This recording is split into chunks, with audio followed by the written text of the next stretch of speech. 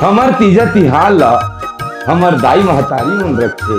पौराणिक मान्यता हवय पार्वती माता हा हमर भोलेनाथ ला पति रूप में पाए बर माता पार्वती हा बड़ तपस्या करी और तीजा के उपवास ल रखीन, जेकर फल स्वरूप भगवान भोलेनाथ हा ओला पति रूप में मिली। जेन दाई मन ये व्रत ला रखथे ओकर धनी के उम्र हा 12 वर्ष।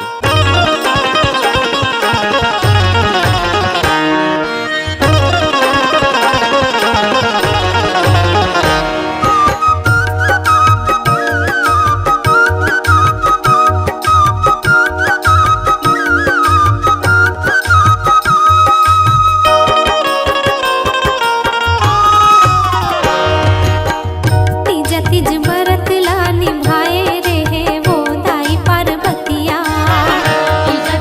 व्रत ला निभाए रे वो दाई पार्वतिया।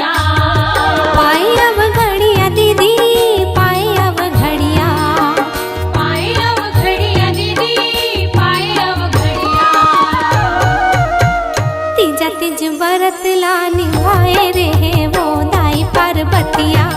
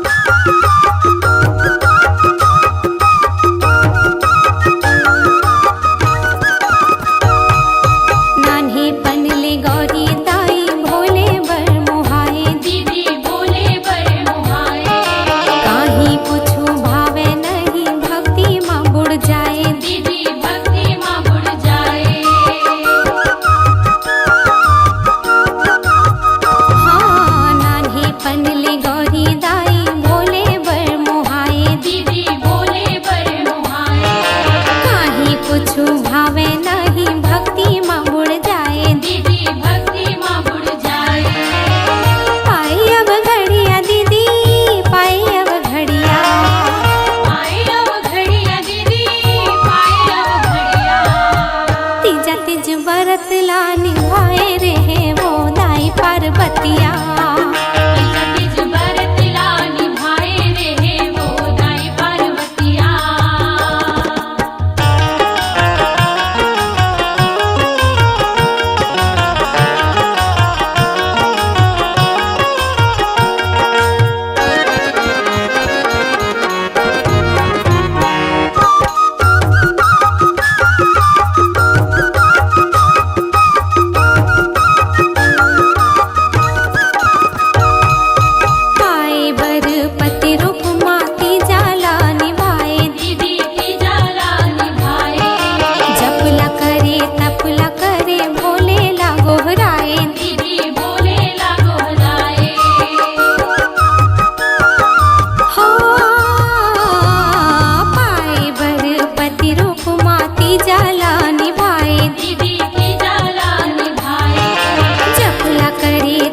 करे बोले लागो हराए दीदी बोले लागो हराए।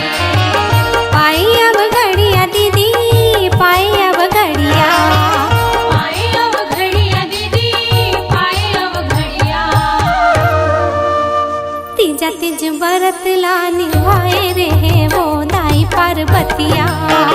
तीजा तीज व्रत ला निभाए रे वो दाई पार्वतिया।